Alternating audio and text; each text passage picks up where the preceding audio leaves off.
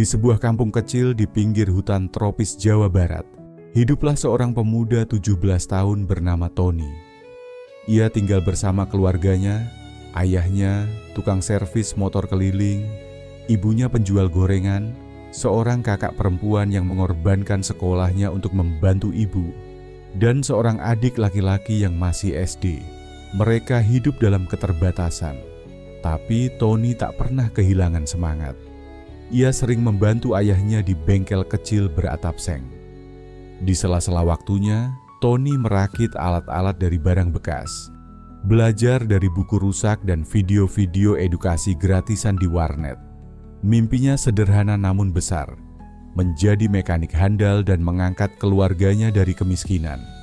Di malam hari, saat listrik sering padam, Tony menyalakan lampu dari dinamo sepeda yang ia modifikasi sendiri. Ia menggambar rancangan alat aneh bernama gigi petir, sebuah mesin mini multifungsi berbasis tenaga magnetik dan energi kinetik.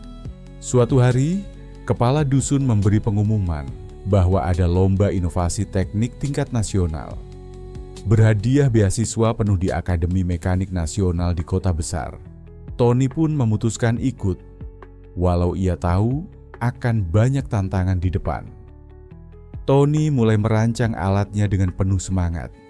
Ia menghabiskan malam-malamnya di bengkel kecil milik ayahnya, duduk bersila di lantai semen yang dingin, dikelilingi oleh baut, kabel bekas, dan pipa plastik. Cahaya lampu minyak yang redup menjadi satu-satunya penerang ketika listrik mati, yang sering terjadi di kampung mereka. Ia menggambar skema rangkaian, mencatat rumus-rumus yang ia temukan dari buku fisika lama, dan menguji potongan logam yang ia ambil dari tempat sampah pasar. Namun masalah segera datang. Beberapa bahan penting yang ia butuhkan, seperti kumparan tembaga, dinamo kecil dan baterai khusus, tidak bisa ia temukan di kampung. Untuk membelinya dari kota terdekat, ia butuh uang. Dan itulah masalah besarnya. Tabungan keluarga Tony sudah menipis. Pendapatan ayahnya dari servis motor kadang tak cukup untuk kebutuhan sehari-hari, apalagi untuk membeli komponen teknologi. Tony berinisiatif membantu ayahnya lebih banyak. Ia menyervis sepeda warga, mencuci motor, bahkan mengangkut karung beras dari sawah ke pasar hanya untuk mendapat sedikit uang tambahan. Setiap koin ia simpan di dalam kaleng biskuit bekas yang ia sembunyikan di bawah tempat tidur.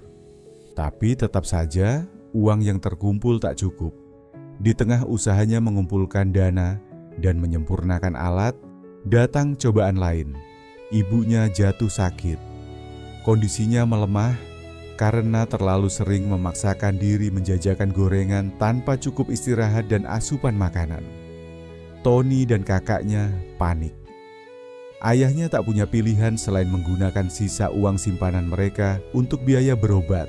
Semua yang Tony kumpulkan selama berbulan-bulan habis dalam satu malam.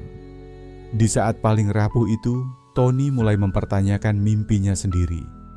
Ia berdiri di depan bengkel sambil memandangi langit malam kampung yang kelam, berpikir apakah semua perjuangannya sia-sia. Ia bahkan hampir membakar buku catatannya karena frustasi. Namun keputusasaannya diperparah oleh sikap lingkungan sekitar. Beberapa tetangga mulai mengejek Tony secara terbuka. Anak miskin sok-sokan bikin mesin, nanti juga ujung-ujungnya jadi tukang tambal ban, sindir seorang warga dengan tawa keras di warung kopi. Di sekolah, ejekan datang dari teman-temannya yang iri akan kecerdasan Tony. Pakai seragam robek, tapi mimpi ke luar negeri, kata salah satu dari mereka sambil menunjuk sepatunya yang sobek. Tony menahan amarah dan sedihnya. Ia bukan hanya miskin secara materi, tapi juga seringkali dijatuhkan oleh orang-orang yang tak percaya pada potensi anak kampung seperti dirinya. Satu-satunya hal yang menyelamatkan Tony dari tenggelam dalam keputusasaan adalah keluarganya. Suatu malam saat mereka makan hanya dengan nasi dan sambal, ayah Tony menepuk pundaknya dan berkata dengan suara pelan namun mantap, "Mimpi itu bukan milik orang kaya saja, Ton. Kau sudah sejauh ini, jangan berhenti sekarang. Ibu kamu kuat, kami semua kuat. tapi kami butuh kamu untuk terus percaya." Ucapan itu menggugah semangat Tony kembali. Ia memungut kembali buku catatannya yang hampir ia buang, membersihkan debu dari prototipe mesin yang setengah jadi, dan bersumpah akan menyelesaikan alat itu bagaimanapun caranya. Sejak saat itu, Tony mulai lebih berani. Ia pergi dari kampung ke pasar besar di kota kecil, berbicara dengan para tukang servis tua, mencari rongsokan di tempat-tempat pembuangan elektronik, bahkan mengajukan permohonan ke kepala dusun untuk pinjaman alat solder milik kantor desa. Ia tak peduli lagi dengan hinaan karena ia tahu satu-satunya jalan keluar dari hidup ini adalah dengan membuktikan bahwa anak seperti dirinya layak untuk mimpi sebesar langit. Pagi itu, Tony berdiri di peron stasiun kecil dengan tas ransel butut berisi baju, alat rakitannya, dan harapan. Ia melambaikan tangan ke keluarganya yang mengantar sampai pagar. Meski berat, ia tahu inilah satu-satunya jalan menuju impiannya. Tony menumpang kereta ekonomi menuju kota besar. Ia takjub melihat gedung-gedung pencakar langit, jalanan yang penuh mobil listrik, dan layar LED raksasa yang menayangkan berita dan iklan alat-alat canggih. Tapi kekaguman itu segera berubah menjadi kecemasan saat ia sampai di tempat lomba. Tempat lomba adalah sebuah auditorium mewah milik Akademi Mekanik Nasional, sekolah teknik paling elit di negeri itu. Tony melihat peserta lain memakai jas laboratorium, membawa koper berisi laptop, alat ukur laser, dan prototipe mesin yang tampak seperti karya ilmuwan. Ia merasa begitu kecil dengan hanya kardus berisi gigi petir, alat rakitannya yang terbuat dari kaleng susu, kabel tembaga, dan magnet bekas speaker. Saat registrasi, panitia menatap Tony ragu. Bahkan beberapa peserta lain menertawakannya. "Itu alat atau mainan buat adikmu? Mau pamerin kaleng biskuit ya?" Tony menguatkan hati. Ia duduk di kursi paling belakang, menggenggam erat jimat baut dari adiknya sambil mengulang-ulang dalam hati cara kerja alatnya. Ketika gilirannya tiba, Tony naik ke panggung. Ia berdiri di depan juri, para profesor, teknokrat, dan investor industri teknik. Tangan Tony sempat gemetar.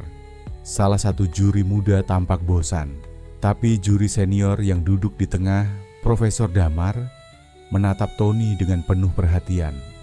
"Silakan anak muda, tunjukkan pada kami apa yang kamu bawa," katanya dengan suara tenang. Tony mulai menjelaskan. Ia menyampaikan idenya dengan bahasa sederhana tapi mengena. Ia menjelaskan bagaimana gigi petir bekerja dengan tenaga kinetik yang diproses ulang oleh dinamo mini, memutar sistem magnetik internal untuk menciptakan daya listrik kecil tapi stabil. Alat itu bisa menyalakan lampu, memutar motor kecil, dan mengisi baterai portabel hanya dengan gerakan tangan atau kayuhan sepeda. Juri terdiam saat Tony memutar tuas dan membuat kipas kecil menyala, lalu memicu LED strip panjang menyala terang. Tak ada suara mesin, tak ada bahan bakar, hanya energi gerak, sains, dan kreativitas anak kampung. Sesaat setelah itu, tepuk tangan perlahan muncul dari penonton. Juri muda yang sebelumnya mencibir kini terlihat terkesan. Profesor Damar tersenyum dan berdiri, memberikan tepuk tangan paling keras. Sederhana, efisien, dan murah. Ini adalah teknologi rakyat yang sesungguhnya. Anak muda, kau tidak hanya pintar, kau juga punya hati. Sore itu, Tony diumumkan sebagai pemenang utama. Ia diberi beasiswa penuh, asrama di akademi, dan akses ke laboratorium inovasi paling canggih di negara itu. Tony tidak menangis, tapi saat menelpon ibunya dengan suara bergetar, tak ada kata yang bisa keluar kecuali, "Bu, Tony berhasil." Tony memulai hidup barunya di akademi. Meski penuh fasilitas, ia tetap bangun pagi untuk berdoa dan mengulang pelajaran dasar. Ia mengikuti setiap kelas dengan serius. Sementara anak-anak lain mengandalkan teknologi, Tony masih membawa buku catatannya sendiri yang penuh coretan tangan. Ia cepat dikenal sebagai siswa yang rajin dan beda. Salah satu profesor yang pernah bekerja di luar negeri tertarik pada pendekatan Tony yang low-tech but brilliant. Tony diajak terlibat dalam proyek penelitian tentang teknologi terapan untuk daerah miskin. Mulai dari alat pengering padi bertenaga surya, pompa air berbasis gravitasi, hingga sistem pengairan otomatis dengan sensor kelembapan dari limbah elektronik. Namun tantangan tetap datang. Tony sempat dilecehkan oleh mahasiswa senior yang menganggapnya anak kampung yang cuma hoki. Ia juga dilema antara menyelesaikan studinya atau pulang saat mendengar ayahnya jatuh dari motor dan dirawat di rumah sakit. Tony memutuskan pulang sejenak, membawa alat ciptaannya untuk membantu perawatan ayahnya. Ia menciptakan kursi roda otomatis dengan kendali suara dan penggerak magnetik buatan.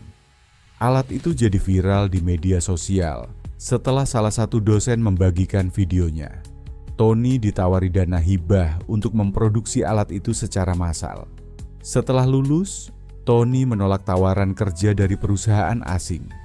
Ia memilih kembali ke kampung Siliwangi dan membangun bengkel inovasi gigi petir, tempat di mana anak-anak muda bisa belajar teknologi dari barang bekas. Ia juga membuka program Satu Alat Satu Dusun, mendistribusikan alat hemat energi dan mesin pertanian otomatis ke pelosok-pelosok desa. Tony jadi dikenal sebagai mekanik rakyat Nusantara. Bukan hanya kaya secara materi, tapi juga secara kontribusi sosial. Dari kampung kecil, Tony membuktikan satu ide, satu alat, satu niat cukup untuk menyalakan masa depan.